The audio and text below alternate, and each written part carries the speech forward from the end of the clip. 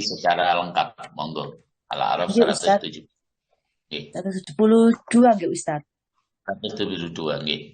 Nggih, auzubillahi minasyaitonir rajim.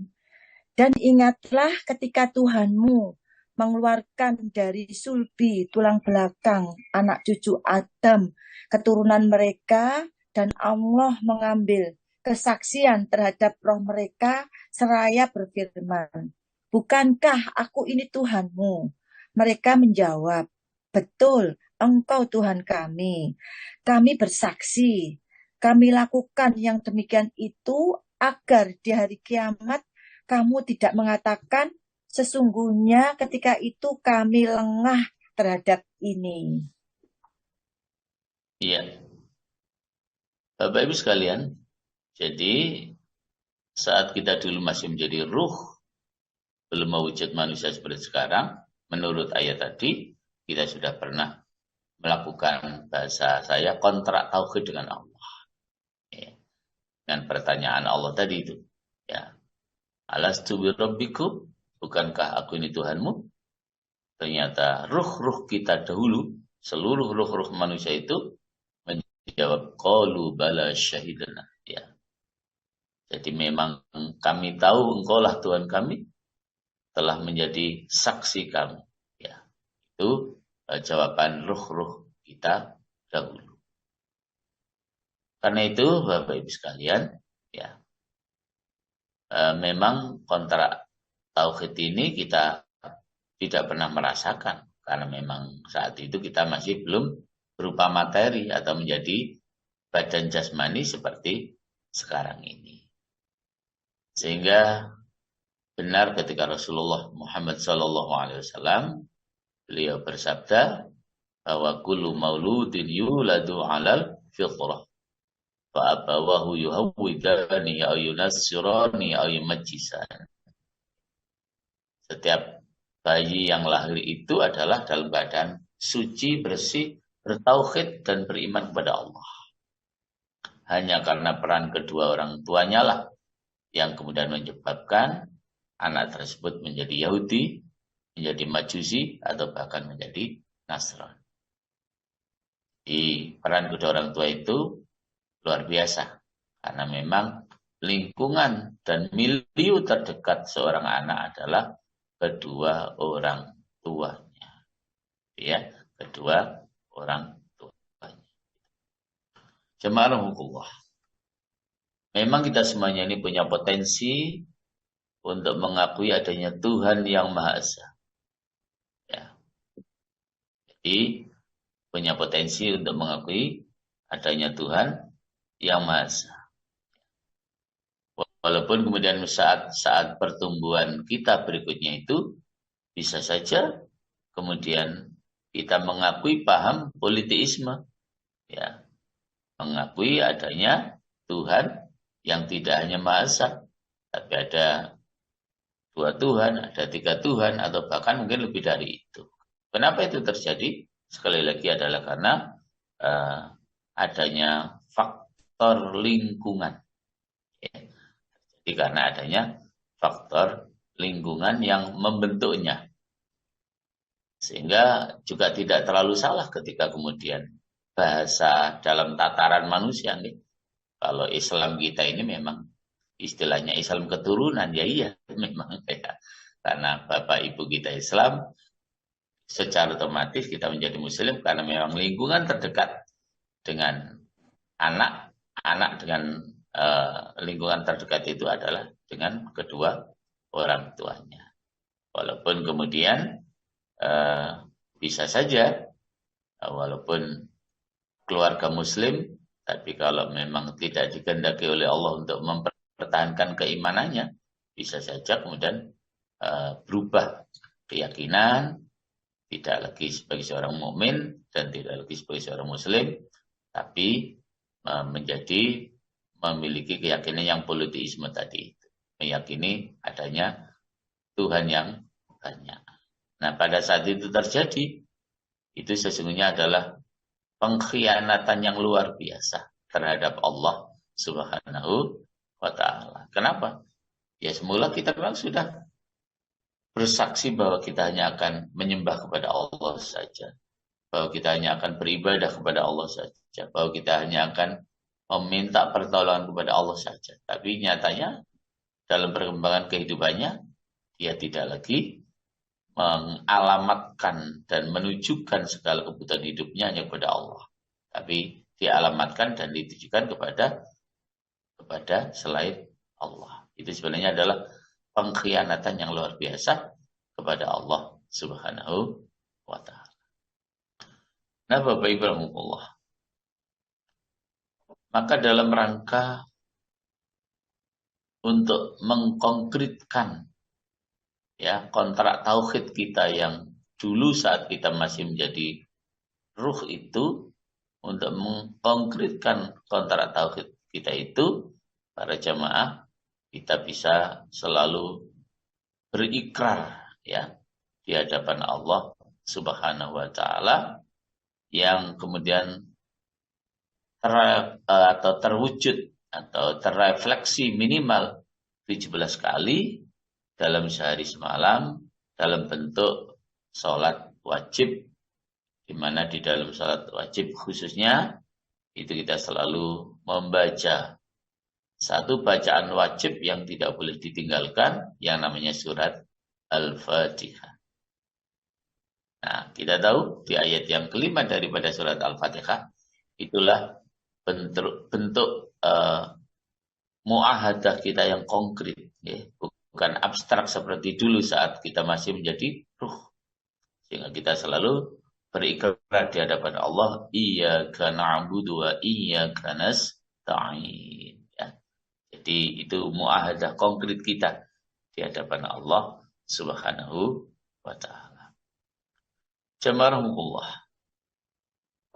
Jadi ungkapan iyyaka na'budu wa iyyaka nasta'in itu sebagai pembebasan manusia daripada menyembah benda-benda serta terbelenggu untuk mencintai sesuatu secara berlebihan, bahkan memuja dan menuhankan dirinya sebagai Tuhan. Jadi karena itu para jamaah rahimahullah, ya, dalam kontrak tauhid kita itu ya, yaitu iyyaka na'budu wa iyyaka nasta'in itu, para jemaah, dikomentari oleh Asy-Syaukani dalam tafsirnya Fathul Qadir, dan juga dikomentari oleh As-Sabuni dalam tafsirnya Safwatut Tafasir, bahwa iyyaka na'budu wa iyyaka na'budu atau iyyaka itu sebagai kedudukannya sebagai maf'ul, objek. Ya. Tetapi kenyataannya didahulukan daripada fa'ilnya atau daripada fi'ilnya atau kata kerjanya, yaitu na'budu dan nasta'in. Ada hikmah apa? Objek itu kok didahulukan dalam ayat itu, ya, mengalahkan fi'ilnya atau kata kerjanya, ya, maf'ul lebih dulu, justru baru fi'il. Harusnya kan fi'il dulu baru maf'ul, kan gitu. Fa'il, fi'il, dan maf'ul kalau urutannya yang lengkapnya seperti itu. Menurut beliau berdua, itu adalah lil ikhtisas, untuk pengkhususan. Ya. Jadi mestinya kalau menurut susunan bahasa yang pada umumnya itu ada, ya, bukan iyyaka na'budu wa iyyaka nasta'in, tapi na'budu wa nasta'inu iyyaka, ya, gitu ya. Jadi mendahulukan fa'il, fi'il, baru maf'ul. Nah, kenapa ayat ini mendahulukan maf'ul atau objek? Adalah sekali lagi menurut beliau berada lil ikhtisas, untuk pengkhususan. Artinya para jamaah, bahwa tidak ada yang berhak disembah dan dimintai pertolongan kecuali hanya kepada Allah semata. Jadi tidak boleh kita menyembah kepada apapun. Persembahan itu hanya harus khusus dialamatkan untuk Allah. Permohonan pertolongan pun harus khusus dialamatkan untuk Allah Subhanahu wa ta'ala. Ya. Nah, jadi ada muatan akidahnya, ya. Ada muatan ibadahnya, ya. Bahkan ada muatan akhlaknya dalam ayat tersebut. Iyyaka na'budu wa iyyaka nasta'in. Nah, muatan ibadahnya apa? Dari ayat iyyaka na'budu wa iyyaka nasta'in, ya. Muatan ibadahnya bahwa lafal tersebut menunjukkan bahwa manusia harus beribadat dan beristi'anah hanya kepada Allah. Sedang muatan akhlaknya bahwa manusia itu harus mendahulukan kewajibannya, baru mohonlah haknya. Jadi mendahulukan kewajiban, baru kita menerima hak kita. Makanya Allah perintahkan iyyaka na'budu, baru wa iyyaka nasta'in.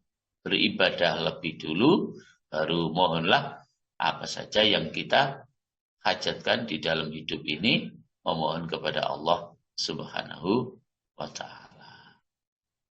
Bapak Ibu rahimahullah. Jadi muahadah, kontrak tauhid, itu yang menjadi dasar hidup kita. Tidak ada keselamatan yang abadi, tidak ada kebahagiaan yang hakiki dengan tanpa kita mentauhidkan Allah, mendasari hidup kita ini dengan bertauhid kepada Allah Subhanahu wa ta'ala. Orang itu kalau imannya semakin kokoh, ketauhidannya semakin kuat, maka hidupnya pun akan semakin kokoh, semakin kuat, tidak mudah terumbang-ambingkan oleh gemerlapnya kehidupan dunia ini.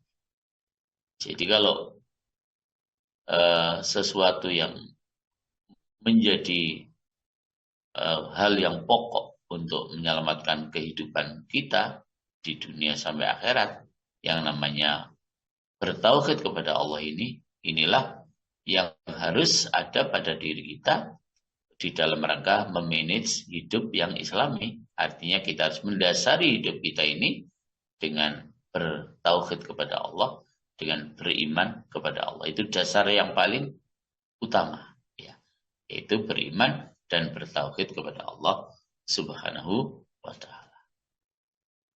Nah, M yang kedua para jamaah adalah muraqabah. Muraqabah itu Bapak Ibu selalu merasa diawasi oleh Allah, ya, selalu merasa disertai dan diawasi oleh Allah Subhanahu wa ta'ala. Maka dengan kita memiliki kesadaran seperti itu, hidup kita akan terkontrol, ya, hidup kita akan terkontrol. Bahkan dengan kita memiliki kesadaran seperti itu akan mendorong, ya, kita sekalian untuk senantiasa rajin dan istiqomah di dalam melaksanakan perintah-perintahnya, dan kita juga berusaha semaksimal mungkin untuk meninggalkan larangan-larangan Allah Subhanahu wa ta'ala. Jadi kita juga berusaha untuk juga meninggalkan larangan-larangan Allah Subhanahu wa ta'ala.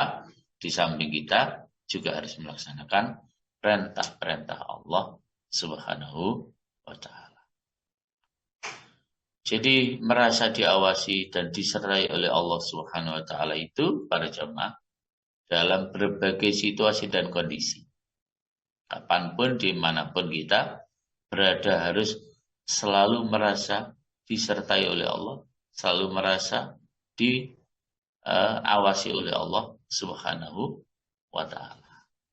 Dan hal itulah yang dengan tegas Allah dawuhkan di dalam surat Qaf, surat yang ke-50 ayat yang ke-18.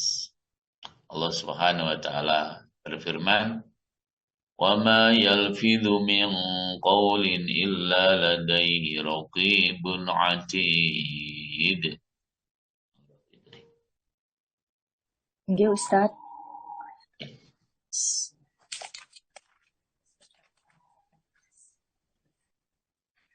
Tidak ada suatu kata yang diucapkannya, melainkan ada di sisinya malaikat pengawas yang selalu siap mencatat.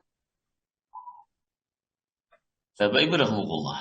Jadi tiada suatu ucapan pun yang diucapkannya, melainkan ada di dekatnya malaikat pengawas yang selalu hadir dan siap untuk mencatat apapun yang kita lakukan. Yang biasa kita kenal malaikat raqib dan malaikat atid. Jadi raqib dan atid. Wa ma yalfidu min qawlin illa ladaihi raqibun atid. Tiada suatu ucapan pun yang kita ucapkan melainkan ada di dekatnya malaikat pengawas yang selalu hadir. Malaikat pengawas yang selalu hadir. Insyaallah, kalau kita selalu merasa disertai oleh Allah, selalu merasa diawasi oleh Allah, maka itu menjadi pendorong bagi kita untuk senantiasa sekali lagi rajin melaksanakan perintah-perintah Allah dan juga berusaha semaksimal mungkin untuk meninggalkan semua larangan-larangan.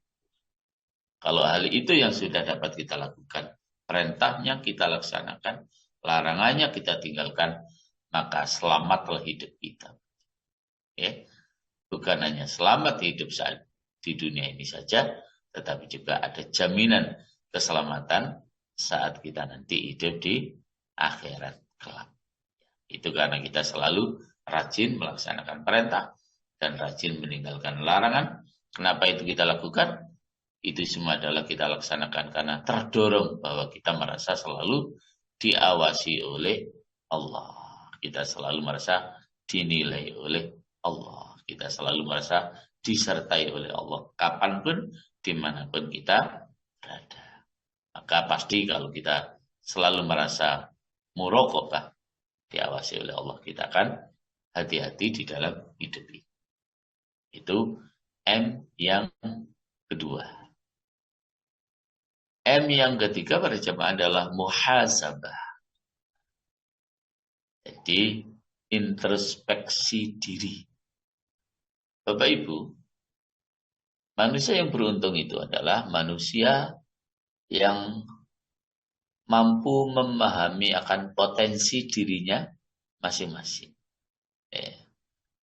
Manusia yang mampu untuk menghitung potensi dirinya masing-masing dalam melaksanakan interaksi dengan lingkungan di mana mereka berada.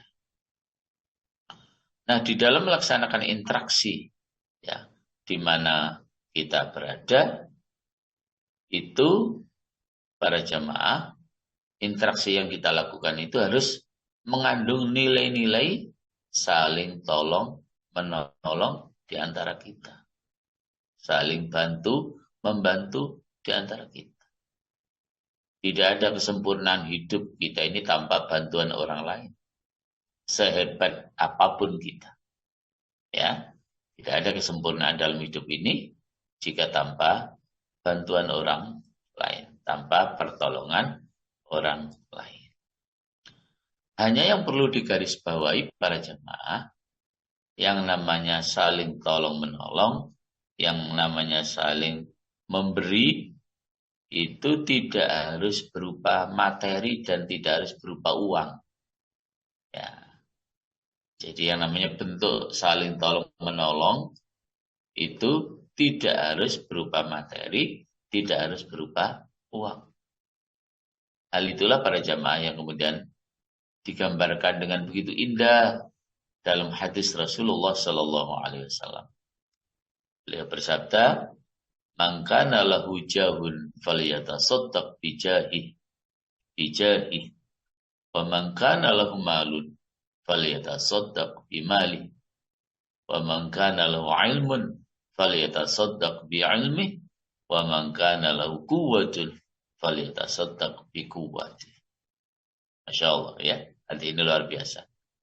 Kata Rasulullah, barang siapa yang mempunyai kedudukan, maka hendaklah ia bersedekah dengan kedudukannya. Dan barang siapa yang mempunyai harta kekayaan, maka hendaklah ia bersedekah dengan kekayaannya tadi, dengan hartanya tadi. Barang siapa yang mempunyai ilmu, pengetahuan, maka hendaklah ia bersedekah dengan ilmunya.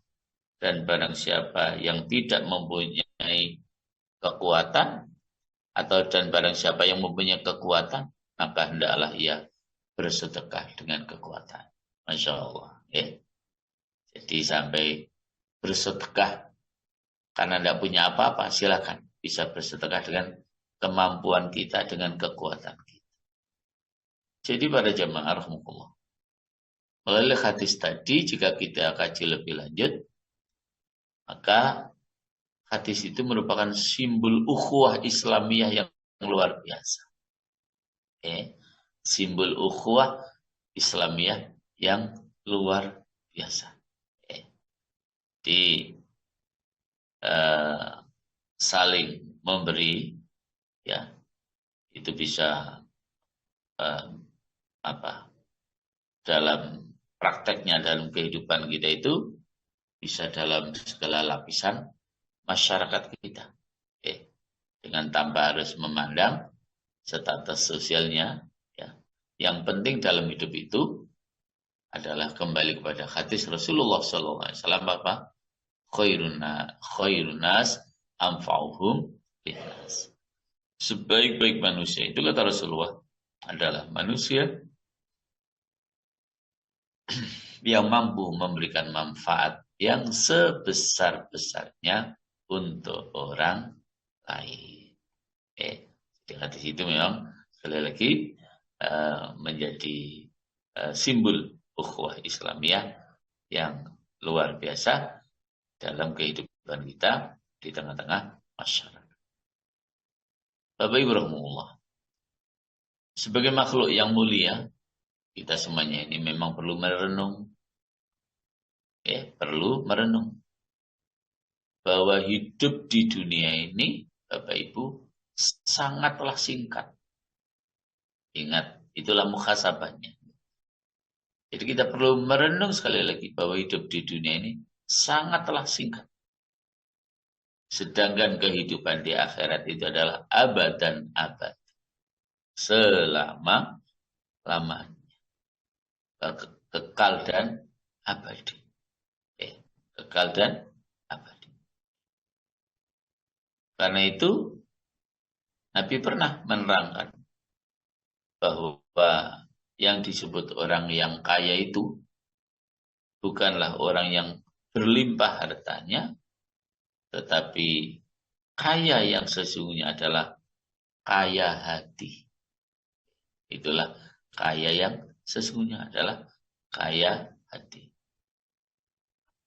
Makanya para jamaah, disinilah kita sering tidak memahami, ya, betapa banyak orang kaya, harta, benda, tetapi jauh dari kebahagiaan hidup. Kaya raya, tapi jauh dari kebahagiaan hidup. Ya. Sehingga para jamaah, ada sebuah ungkapan yang kadang-kadang sulit untuk diterima oleh akal sehat. Apa ungkapan itu? Ungkapannya sebagai berikut. Mikul dawet sinambi uro-uro. Ya, jadi mikul dawet sinambi uro-uro, numpak sedan berbes mili. Nah, jadi mikul dawet sinambi uro-uro, numpak sedan berbes mili. Artinya apa? Banyak orang yang bisa naik mobil mewah, kalau perlu Mercy, tetapi hatinya menangis menjerit, ya, tidak bahagia. Namun sebaliknya, meskipun hanya sekedar penjual cendol, tetapi hidupnya bahagia, hatinya bahagia. Nah, Bapak Ibu, jadi sekali lagi kita paham bahwa hidup di dunia ini hanya bagaikan kita menyeberangi sebuah jalan. Dan dalam pengertian sekali lagi bahwa hidup di dunia ini sangat singkat, sangat pendek sekali. Jika dibandingkan dengan kehidupan di akhirat. Dengan kita memahami kehidupan kita di dunia relatif sangat singkat, maka kita harus dalam hidup ini kita harus punya kendali. Jadi kita harus punya kendali dan jangan sampai justru lupa diri. Ya, kita harus punya kendali, jangan sampai lupa diri. Bahkan adigang, adigung, adiguno, sopo ingsun, sopo siro. Merasa dirinya yang paling pintar, merasa dirinya yang paling hebat, sehingga kemudian menganggap remeh orang lain, menganggap enteng dan kecil orang lain. Ingat kasus perseteruan antara Nabi Allah Adam dengan iblis ketika masih di surganya Allah. Kenapa Allah itu mengusir iblis dari surga? Karena adalah sombong. Ya. Jadi karena kesombongan itu yang menyebabkan Allah murka, ya, dan kemudian Allah mengusir iblis itu dari jannah, dari surga Allah Subhanahu wa ta'ala. Demikianlah para jamaah akibat kita membanggakan diri, ya. Tidak mendapatkan sesuatu kecuali kerugian dan penyesalan. Nah, ada sebuah ayat yang sangat terkenal dan sangat tegas, ya, tentang introspeksi diri ini, tentang muhasabah diri ini, yaitu ada di dalam surat Al-Hasyr, ya, surat yang ke-59, ayat yang ke-8. Allah dawuh, Bismillahirrahmanirrahim. Ya ayyuhalladzina amanu taqullaha wal tanzur nafsum ma qaddamat lighad wattaqullah innallaha khabirum bima ta'malun. Monggo Indri. Ya Ustaz, surat ayat ke-8 ya Ustaz. Oke. Harta rampasan itu juga untuk orang-orang fakir yang berhijrah, yang terusir dari kampung halamannya dan Maaf, ayat 18 Bu Indri. oh 18. Oh gini.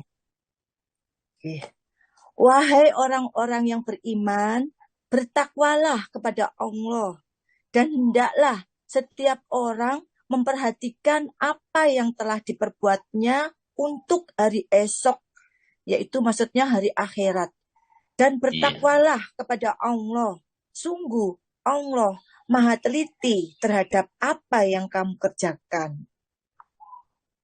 Bapak Ibu rahimahullah, begitu jelas ayat ini, di ayat yang mengajarkan kita untuk pandai-pandai muhasabah, ya, pandai-pandai melakukan introspeksi diri. Jadi begitu mudah kita untuk memahami. Nah, melalui ayat tadi dengan tegas, ya, Allah Subhanahu wa ta'ala menjelaskan kepada orang-orang yang beriman kepadanya agar mampu untuk melakukan langkah-langkah antisipatif, ya, terhadap kemungkinan-kemungkinan yang bakal terjadi pada hari esok. Bahkan kita harus mampu memprediksi sekaligus mempersiapkan hari esok harus lebih baik. hari esok harus lebih dinamis, hari esok harus lebih mapan, lebih produktif dibandingkan pada hari ini. Singkatnya, setiap saat kita harus melakukan perubahan menuju kepada peningkatan keimanan kita, amal dan ibadah kita harus semakin meningkat, semakin baik, semakin sehingga Rasulullah SAW beliau berpesan kepada kita, man kana yaumuhu mithlu amsih fahuwa khasir, wa man kana yaumuhu khairan min amsih fahuwa rabih, wa man kana yaumuhu syarran min amsih fahuwa mal'un.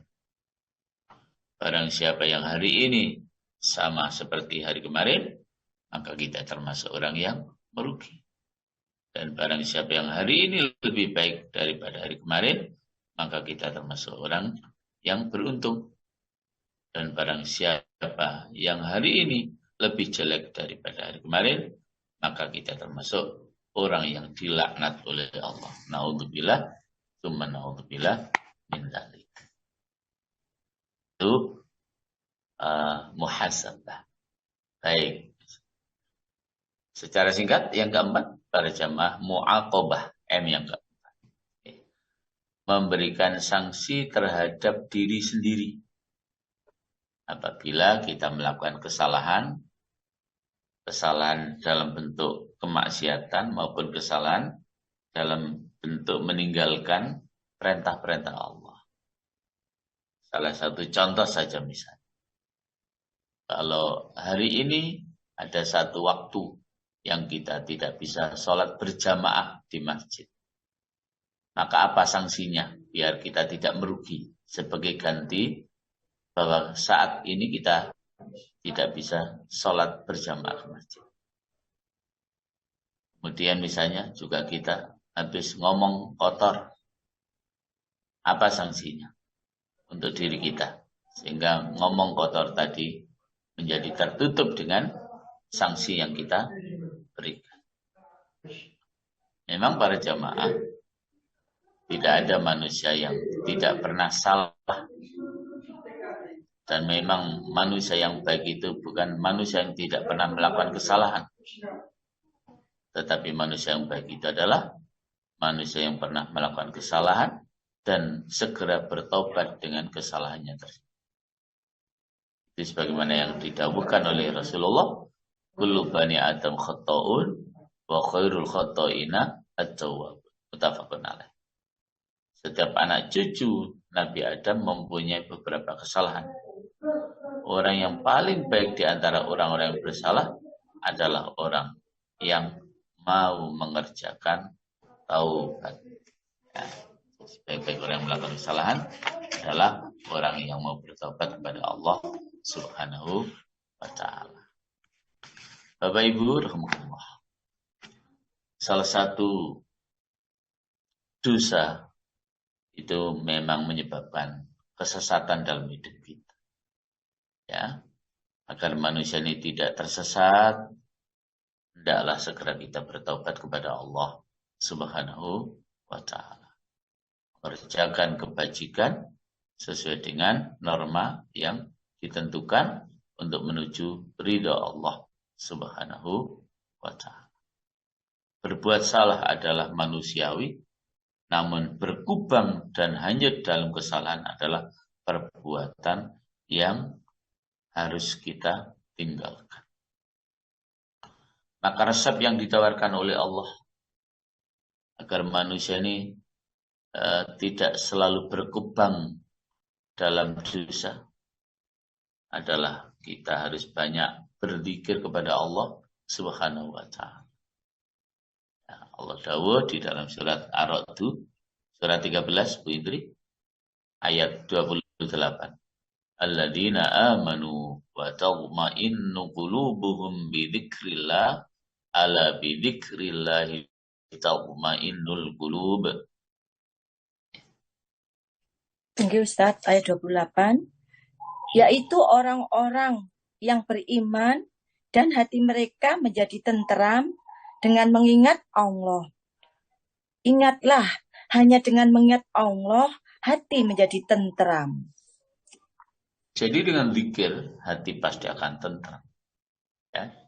Dengan zikir kepada Allah, ya, hati akan menjadi tenteram. Sehingga dikatakan zikir kepada Allah dari segi kejiwaan merupakan suatu metode bagi pembinaan kesejahteraan dan kebahagiaan mental kita. Ya. Karena zikir kepada Allah itu artinya kita selalu mengikatkan diri kita kepada Allah Subhanahu wa ta'ala. Ya, mengikatkan diri kita kepada Allah Subhanahu wa ta'ala. Nah, para hukama memerinci zikir itu sebagai berikut. Pertama, zikir mata dengan banyak menangis. Menangisi kesalahan-kesalahan kita. Zikir telinga dengan banyak mendengarkan dan memperhatikan ayat-ayat Allah. Ya. Ketiga, zikir badan dengan banyak melaksanakan perintah-perintah Allah dan meninggalkan larangan-larangannya. Yang keempat, zikir hati dengan meletakkan harapan hanya kepada Allah. Ya. Zikirnya hati itu meletakkan harapan hanya kepada Allah. Yang kelima, zikir lidah dengan banyak memuji kepada Allah Subhanahu wa ta'ala. Yang keenam, zikir tangan dengan banyak memberi hanya karena mengharap ridha Allah Subhanahu wa ta'ala. Dan zikir yang ketujuh adalah zikir ruh dengan menyerahkan diri secara totalitas kepada Allah Subhanahu wa ta'ala. Yang terakhir jemaah, M yang terakhir adalah mujahadah. Bersungguh-sungguh dalam hidup. Jadi Islam itu menganjurkan kepada kita, hidup ini harus bersungguh-sungguh. Tidak boleh bermalas-malasan. Ya, tidak boleh kita bahasa Jawanya kelewas, tidak jelas, nah boleh. Ya. Jadi kita diperintahkan untuk bersungguh-sungguh sehingga kita mampu untuk menciptakan produk dan bahkan mempunyai etos kerja yang tinggi. Memang syarat umum untuk dapat kita berproduksi dan bahkan bisa bekerja dengan maksimal, kita syaratnya memang harus punya ilmu. Oke.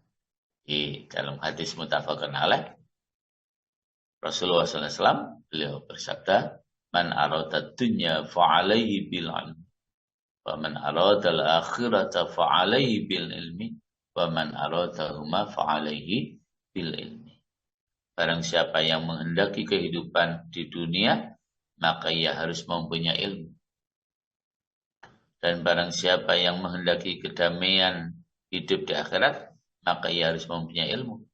Dan barang siapa yang menghendaki kedamaian dunia akhirat, maka juga harus ditempuh dengan ilmu. Siapa yang ingin hidup bahagia di dunia, tempuhlah dengan ilmu. Siapa yang ingin bahagia hidup di akhirat, tempuhlah dengan ilmu. Siapa yang ingin hidup bahagia dunia akhirat, juga kata Rasulullah, tempuhlah dengan ilmu. Itulah yang menyebabkan kita bisa semangat dalam hidup. Karena kita selalu menambah wawasan, menambah pengetahuan.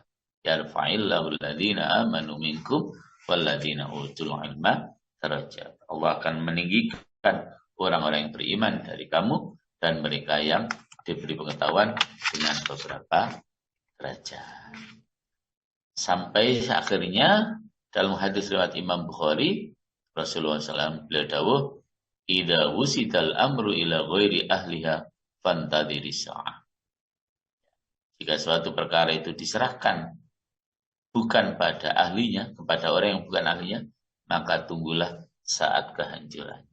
Jadi kita dituntut dan diperintahkan dalam syariat ini untuk mampu hidup dengan bersungguh-sungguh, untuk mampu bekerja dengan profesional, sehingga akan menjadi sebab kita selalu mampu berproduktif dan bahkan kita mampu untuk mengembangkan etos kerja dengan lebih. Akhir daripada semangat hidup ini, Allah menganjurkan فَإِذَا فَرَغْتَ فَانْصَبْ وَإِلَى رَبِّكَ فَارْغَب. Maka apabila telah kamu selesaikan suatu urusan, kerjakanlah dengan cermat ya pada urusan-urusan berikutnya, dan kepada Tuhanmu lah engkau berserah. 5 ya. Oke. Mu'ahadah, muraqabah, muhasabah, mu'aqabah, dan mujahadah. Kalau kita praktekkan dalam hidup ini, pasti hidup kita akan selamat, pasti hidup kita akan bahagia, bahkan kita dijamin untuk bisa bahagia dunia sampai akhirat. Demikian Bapak Ibu sekalian yang bisa kami sampaikan, dan kami kembalikan kepada Pak Harto. Monggo Pak.